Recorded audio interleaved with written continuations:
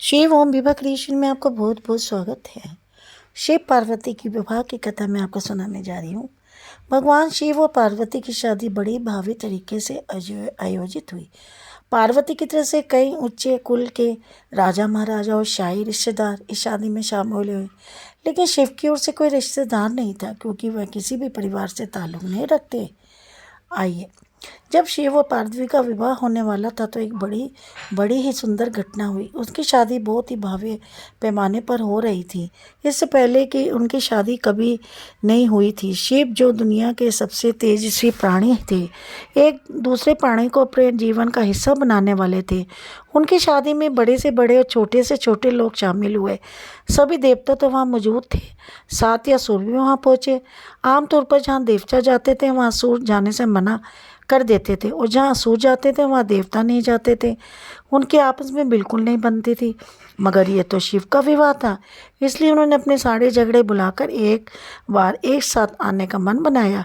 शिव पशुपति हैं, मतलब सभी जीवों के देवता भी हैं, तो सारे जानवर, कीड़े मकोड़े और सारे जीव उनकी शादी में उपस्थित हुए। यहाँ तक कि भूत पिशाच विशत लोग भी उनके विवाह में मेहमान बनकर पहुंचे। ये एक शाही शादी थी, एक राजकुमारी की शादी हो रही थी, इसलिए विवाह समारोह से पहले ये अहम समारोह होना था। वर बंधु दोनों की वंशावली घोषित की जानी थी। एक राजा के लिए उनकी वंशावली सबसे अहम चीज़ होती है, जो उनके जीवन का गौरव होता है। तो पार्वती के वंशावली का बखान बहुत धूमधाम से किया गया। यह कुछ देर तक चलता रहा। आखिरकार जब उन्होंने अपने वंश के गौरव का बखान खत्म किया तो वह उस ओर मुड़े जिधर वर शिव बैठे हुए थे। सभी अतिथि इंतजार करने लगे कि वर की ओर से भी कोई उठकर शिव के वंश के गौरव के बारे में बोलेगा, मगर किसी ने एक शब्द भी नहीं कहा। वधु का परिवार ताज्जुब करने लगा, क्या उनके खानदान में कोई ऐसा नहीं है जो खड़े होकर उनके वंश की महानता के बारे में बता सके? मगर बकाई कोई नहीं था। वर के माता पिता, रिश्तेदार या परिवार से कोई वहाँ नहीं आया था, क्योंकि उनके परिवार में कोई था ही नहीं।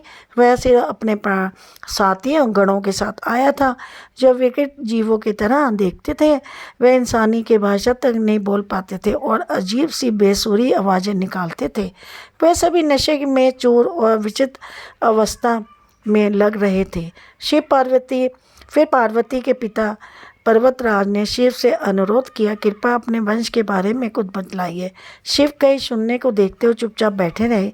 वह ना तो दुल्हन की ओर देख रहे थे और ना ही शादी को लेकर उनसे कोई उत्साह नजर आ रहा था। वे बस अपने गणों से घिरे हुए बैठे रहे और शून्य से घूरते रहे। बंधु पक्ष के लोग बार बार उनसे ये सवाल पूछते रहे, क्योंकि कोई भी अपनी बेटी की शादी ऐसे आदमी से नहीं करना चाहेगा जिसके वंश का अता पता ना हो। उन्हें जल्दी थी, क्योंकि शादी के लिए शुभ मुहूर्त तेजी से निकला जा रहा था, मगर शिव मौन रहे। समाज के लोग, कुलीन, राजा महाराजा और पंडित बहुत घृणा से शिव की ओर देखने लगे और तुरंत फुसफुसाहट शुरू हो गई। उसका वंश क्या है? वह बोल क्यों नहीं रहा? हो सकता है कि इनका परिवार किसी नीच जाति का हो और अपने वंश के बारे में बताने में शर्म आ रही हो। फिर नारद मुनि, जो इस सभा में मौजूद थे, ने ये सब तमाशा देखकर वह अपनी बानी उठाई और उनकी एक ही तार खींचते रहे। वह लगातार एक ही धुन बजाते रहे, टोइंग टोइंग टोइंग, जिससे खींचकर पार्वती के पिता पर्वतराज अपना आपा खो बैठे। ये क्या बकवास है? हम वर की वंशावली के बारे में सुनना चाहते हैं, मगर वह कुछ बोल ही नहीं रहा। क्या मैं अपनी बेटी की शादी ऐसे आदमी से कर दूं जो आप ये खींचने वाला और शोर क्यों कर रहे हैं?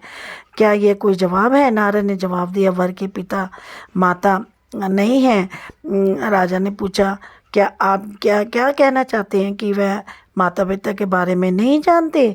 नहीं, उनके माता पिता ही नहीं हैं, उनकी कोई विरासत नहीं है, उनका कोई गोत्र नहीं है, उनके पास कुछ नहीं है, उनके पास अपने खुद के अलावा कुछ नहीं है। पूरी सभा चकरा गई। पर्वतराज ने कहा, हम ऐसे लोगों को जानते हैं जो अपने पिता या माता के बारे में नहीं जानते। ऐसी दुर्भाग्यपूर्ण स्थिति हो सकती है, मगर हर कोई किसी न किसी से जन्मा है, ऐसा कैसे हो सकता है कि कोई ना किसी का माँ पिता है ना माँ हो। नारद ने जवाब दिया, क्योंकि ये स्वयंभू हैं, उन्होंने खुद ही रचना की है। उनकी ना तो पिता है ना तो माता, इनका ना कोई वंश है ना ही परिवार। ये किसी परंपरा से ताल्लुक़ नहीं रखते और ना इनके पास कोई राज्य है। इनका ना तो कोई गोत्र है और ना ही कोई नतरक्ष है और कोई भाग्यशाली तारा इनकी रक्षा करता है। यह इन सब चीज़ों से परे है। ये एक योगी है और उन्होंने सारे अस्तित्व को अपना एक हिस्सा बना लिया है। इनके लिए सिर्फ एक वंश है, ध्वनि। आती शून्य प्रकृति ने जब अस्तित्व में आई तो अस्तित्व में आने वाली पहली चीज़ थी ध्वनि, जिसकी पहली अभिव्यक्ति एक ध्वनि के रूप में है। ये सबसे पहले एक ध्वनि के रूप में प्रकट हुए, इससे पहले कुछ भी नहीं थे। यही वजह है कि मैं ये तार खींच रहा हूँ, क्योंकि शिव स्वयं भू है।